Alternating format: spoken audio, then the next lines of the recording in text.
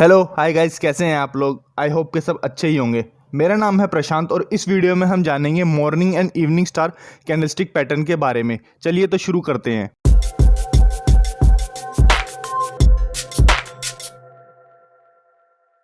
दोस्तों, morning and evening star एक 3 candlestick pattern है। मतलब ये कि ये candle formation 3 different types of candle को मिलाकर बनती है। ये नॉर्मली एक ट्रेंड रिवर्सल कैंडलस्टिक फॉर्मेशन के तौर पे यूज़ किया जाता है।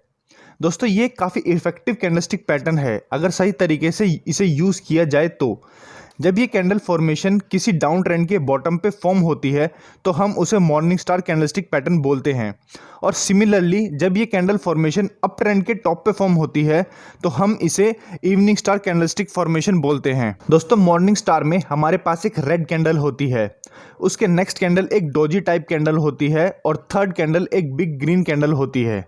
सेम ऐसे ही इवनिंग स्टार में हमारी जो फर्स्ट कैंडल होती है वो एक ग्रीन कैंडल होती है और सेकंड कैंडल एक डोजी टाइप कैंडल होती है और थर्ड कैंडल एक बिग रेड कैंडल होती है। तो ये सब कैंडलस्टिक मिलकर इस कैंडल पैटर्न को फॉर्म करती हैं। आइए तो इसके पीछे के लॉजिक को समझते हैं। इसमें स्टॉक एक डाउन ट्रेंड में होता है और फिर एक रेड कैंडल फॉर्म होती है, जिसके बाद जो नेक्स्ट कैंडल फॉर्म होती है वो एक इनडिसिसिव कैंडल फॉर्म होती है, यानी एक स्मॉल बॉडी और बिग शैडो वाली कैंडल फॉर्म होती है। जिसके बाद स्टॉक में एक कंफ्यूजन क्रिएट हो जाती है कि स्टॉक अब किसी डायरेक्शन में नहीं जाएगा और ये इनडिसिसिव कैंडल जो प्रीवियस ट्रेंड चल रहा होता है उस ट्रेंड के फेड आउट होने का संकेत देती है। ये स्मॉल बॉडी और बिग शैडो वाली कैंडल स्टॉक में एक डाउट क्रिएट कर देती है कि शायद स्टॉक अब और फॉल नहीं करेगा। और उसके बाद जो हमारी थर्ड कैंडल फॉर्म होती है वो एक बिग ग्रीन कैंडल फॉर्म होती है, जो कि उस डाउट को हटाने का काम करती है और एक पॉजिटिव सिग्नल देती है।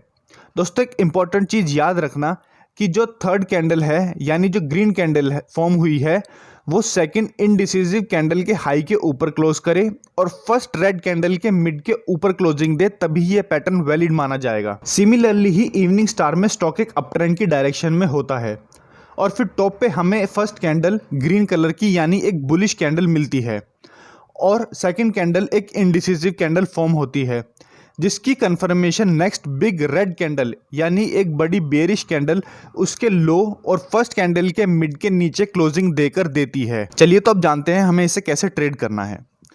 मॉर्निंग स्टार में थर्ड कैंडल यानी जो बुलिश कैंडल है उसके हाई के ऊपर क्लोजिंग आने के बाद हमें ट्रेड लेनी है, जिसका स्टॉप लॉस सेकेंड कैंडल जो इनडिसिसिव कैंडल है उसके लो के नीचे रखना है और जिसका टारगेट हम बाइंग प्राइस और स्टॉप लॉस के डिफरेंस का 1.5 या 2 टाइम्स तक रख सकते हैं। सिमिलरली ही इवनिंग स्टार में थर्ड कैंडल यानी जो बेरिश कैंडल है उसके लो के नीचे क्लोजिंग आने के बाद हमें ट्रेड लेनी है, जिसका स्टॉप लॉस हम सेकंड कैंडल जो इनडिसिसिव कैंडल है उसके हाई के ऊपर रखना है और जिसका टारगेट हम बाइंग प्राइस और स्टॉप लॉस के डिफरेंस का 1.5 या 2 टाइम्स तक एक्सपेक्ट कर सकते हैं। चलिए तो अब कुछ मॉर्निंग स्टार के एग्जांपल्स देखते हैं।